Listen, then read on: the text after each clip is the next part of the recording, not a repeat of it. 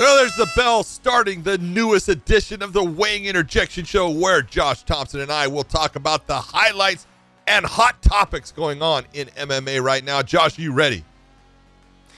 I'm always ready. You are always in the red corner. I'm always in the blue corner, which is not fair because I always totally win. Fair. It's called the A-side. The A-side, baby. The A-side. Oh, man. Let's not even get into this. But I mean, I always win. I win by 10-8 rounds. If you guys haven't watched this show, you guys should understand. Oh, my God. Here it goes. There's no way that John can beat me. Here it goes. Ever. All right. You know what, Podcast Dave? Why don't you take us away on question number 1? All right, let's get into this first round. Should Covington go to 185 and fight Adesanya? Absolutely not. He should. There's no way. Yes, he should. No, you go right ahead. Give it a try. All right. Yes, he should. And the reason why is he needs to be taught a lesson. Look, Colby wants to stay at 170, and I don't blame him, and I'm not saying that he should actually go to 185. But with Kamaru Usman being the champion, I don't see Colby, being that guy that they want to put back into that championship fight. He's already lost twice to Kamaru. It's not like you can think that, look at Colby lives off of his wrestling. Kamaru can stop that wrestling. And so Izzy is the guy, if you're looking and saying, well, he's the champion up there. I don't think they can just put him up against Izzy just right away since he's not the champion. But if he could get one win in the middleweights, he could go for Izzy. His wrestling may be the difference. Maybe he could be a champion at middleweight. John, I have no desire to see that fight whatsoever. Not one desire to see that fight. Whether Colby you like Covington Colby or you don't, you want him to win or you want him to get knocked out. I love watching Colby fight. I think he's a grinder. I think he's someone that implements his game plan better than most people can. And I think he's a very talented fighter. He's got Usman standing there and waiting at the top. And Usman's even entertained that third fight. I don't want to see him fight Izzy. Okay. I do. Alex Pereira. Versus, there you go. Now let's talk against Izzy. There you go. Okay. All right, let's get into round number 2, and it's time for some fighting words. Mean bombs incoming, guys. After this last show from UFC 272, we got a handful of comments that were, not in favor of the opinion. Let's just put it that way. And we had a couple of verified YouTubers make comments to us, and so we are going to respond to them today. Okay. And so this first comment comes from Xander Zahn, who says, Josh and John, appreciate the content, but your guys' commentary needs to be a little more objective. Josh said Colby had no offense. What? Colby was all offense. Constant forward pressure and pace with good boxing, ground and pound, submission threats.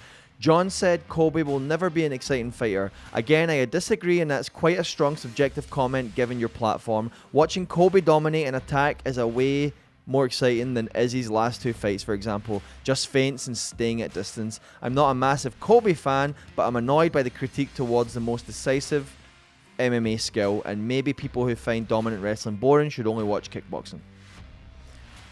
Xander, let me explain this to you, okay? What I was trying to say, or what I thought I made clear, if you had listened to the shows before, I'm not trying to ride hard on the paint on you, okay? I'm not going to go hard on you, okay? I leave that type of stuff for Stephen A. Smith. All right, Colby had no offense. What I meant was he had offense in terms of the wrestling. He had offense in terms of the control, okay? The ground and pound should have been a lot better. Masvidal was so exhausted that there was no way. He was being held up at the end of the fight by 2 security guards. Okay, he was exhausted. He could have potentially got him out of there or done a lot more damage. That's what my reference was to. Okay, when you're on the top position, more heavier shots. Open up a little bit more. You are known for cardio and conditioning. That's what he should have done to get that fight, to either end that fight or he was already winning convincingly. Let's entertain the crowd. Let's start taking it to that next level. Now, styles make matchups, you guys. Usman brings the best out of Colby Covington. Covington brings the best out of Usman. Okay, it doesn't mean that both of them are super exciting fighters, and that's not all the time. John? No, my part's the exciting fighter part, I think. So I'm just going to go with that. Let's just be honest. Colby's not that exciting of a fighter. If you go back, 5 years? It's been 5 years since. Well, no, I can't say that. Tyron Woodley, he got a finish because Tyrone had a rib injury. That was in the 5th round.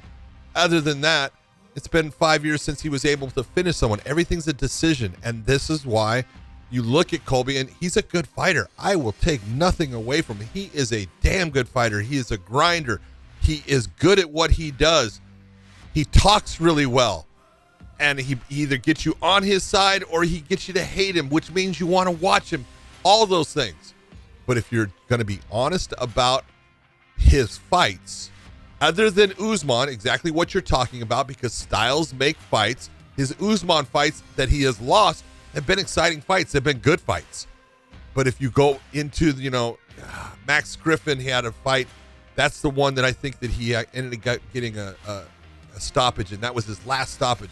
He fought Barberena. He was able to dominate him, but no stoppage. Damian Maia, Robbie Lawler, RDA, no stoppages, because he is that guy that doesn't open up all the time, controls more. That's why he's just not that exciting, dependent upon the style of fighter. When he gets someone that can stay with his wrestling, all of a sudden it's a very exciting fight. All right, into this next comment. Scott Whittington says, I wish Thompson could escape the loop of trying to relate every story to an irrelevant one of his own. That's what I'm here for, man. I'm here to try to put it in. You know what? I do that, honestly. I do that so I know what the hell I'm talking about. Just to kind of to make it easy. Look, you guys can go. I know the history of the sport, so there's a lot of things that I can relate to in terms of what happens in the sport. And if you don't like it, okay, then you can just fast forward through that part, or scrub, as they like to say, scrub through that part. That's okay with me. It doesn't bother me. I still got a lot of love for you guys. I read your guys' comments. I'm the only one that reads them, by the way. Okay, but I want to let you guys know we're here. I'm here trying to make you famous right now. Was that a shot at me? Because I love it. Was that a shot? Yeah, I love it. It was a shot. Throwing arrows, man. No. What is that? It's so funny to listen to the people argue in the comments. You can tell they haven't even read the person they're arguing with. You haven't even read the full comment. They've read like just the top two lines. It's like a comment like this, but they're only answering and yelling about the one thing at the top line. That's all they've read. That's why. All right. Scott, Bertrand, next time, buddy. Go ahead. Bertrand Date 50 has a comment for John. Bad take by John. If Colby is boring, then I expect you to tell Josh that Khabib, DC, and Islam are boring too. Colby is far from boring. He has a relentless pace. His output on his feet is unmatched, and his ground control is as good as it gets. You are letting your dislike for his character interfere with your knowledge for the sport. Colby is one of the most dominant fighters in the UFC. Josh should love Colby style. Dominant fight. Okay. I think I answered this with the last one. Look, Colby's a good fighter. I'm not saying he's not a good fighter, but good fighters get stoppages against other good fighters, and he hasn't had those. That's the problem. He's got to open up more. Josh is completely right when you're saying there was opportunities for him to open up more against Masvidal. It's the style. He is able to utilize his wrestling to dominate other fighters. Now, Khabib tended to get some stoppages in there. Take a look at some of it, especially his last run of fights. Look at stoppages against Conor McGregor, stoppage against Dustin Poirier, stoppage against Justin Gaethje. Are you seeing that out of Colby? No. Big difference. All right. Yeah. So with that, let's wrap up these fighting words and get into this third topic. 10-8 round. John McCarthy and Thompson. We destroyed them, Thank buddy. you very much. I'm going with that. Tag team. Pound it, Boom, baby. Pound it. Round number 3. Is Jorge Masvidal versus Conor McGregor the fight to make? Not for Conor. Not for Conor. I mean, I don't think so. I think, look, Dana had said it a while back that Masvidal was too big for Conor McGregor, and I'd have to agree. Conor McGregor hasn't also looked the same that he did when he was the lightweight champ or the 145 pound Conor's looking champ. pretty big. He's looking big. Like, he'll be fighting at 70. Look, I don't think so. Realistically, the fight to make for him would be the Nate Diaz fight. That's realistically, I think, the only fight I want to see. I have no interest in seeing him fight Masvidal. There was another fight that I had for him, but I can't remember off the top of my head. But realistically, it comes down to the Nate Diaz fight. Look, if you're going to take a look at Masvidal, it's as simple as it gets. Who's the guys that beat Masvidal? Wrestlers. Kamaru Usman, Colby Covington, right? Those are the guys that you take a look at. Now, Ben Askren could have been, but he ate a knee in the very first 5 seconds. But you take a look at, Darren Till, stand-up fighter. He did lose to Stephen Thompson, but Damian Maia, not a wrestler, but a good wrestler and a great jiu-jitsu guy. you got to take a look at who's the guys that give him problems. And if you're saying, well, Conor is not a guy that wrestles, so I think it would be a good fight. I think it would be a fun fight. In the stand-up, George and him, that's something I would watch. I didn't say I wouldn't watch it. I just don't think it's a smart fight for Conor McGregor. Just coming off the injury and everything else. Both of them coming off losses. I kind of like it. Yeah, that's true. Let's get into round number 4. For every action, there's a reaction, and we want to get your reaction. And so this one is all about practice. Since Josh loves talking about practice, we're going to talk about practice. I have a compilation of 5 videos of people practicing against these arcade boxing machines, and I want to get your reaction. I'm going to hit play here. You guys can both see it? Yep. Got it. Yep. All right, I'm hitting play now. All right. So he's lined up. He's got friends. Used his head. What? Oh, my God. He's a dummy. Oh. Oh, this guy just missed. This guy just missed. This guy just fell down. Side kick to the air. A spinning back kick to nothing. Oh, man. Oh, jeez. He tried to do a bicycle kick. He tried to do a bicycle kick on it. He tried to do the Pele there. And it was oh, did it snap back and hit her in the face? Snap back and hit her. Oh, jeez. What is going on? I want to know what will make these people post these videos of them looking this bad. Well, if you're stupid enough, first off, I don't know if you're in control of it because you're stupid enough to have someone film you. But is it their phone or your phone? Because if it's your phone, you grab it real quick and erase. If not, you're in trouble. I got so many videos of Podcast Dave doing stupid stuff. This is great.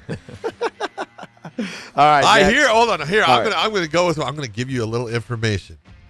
I shouldn't do this, but there is a video out there. A video of referee Mike Beltran in a mosh pit at a Metallica concert. And supposedly there was a unintentional clash of heads where down goes Beltran. Down goes Beltran. Cut over the eye and out. KO'd. It's out there. Now the question is, who can get that? Who can get that video? Was he KO'd? KO'd. Did he get knocked out? Down. Oh, jeez. Next week's Fatar will be that video. I want that. I saw video. the cut. I saw the cut. I saw the cut and bleeding down there. He's taking pictures. Yep. He probably has no idea how it happened. You know, that's normally how it works out. All I know is down goes Beltran. He's out. That poor guy. all right. Fifth and final round. Should Islam need to fight Dariush to validate a title shot?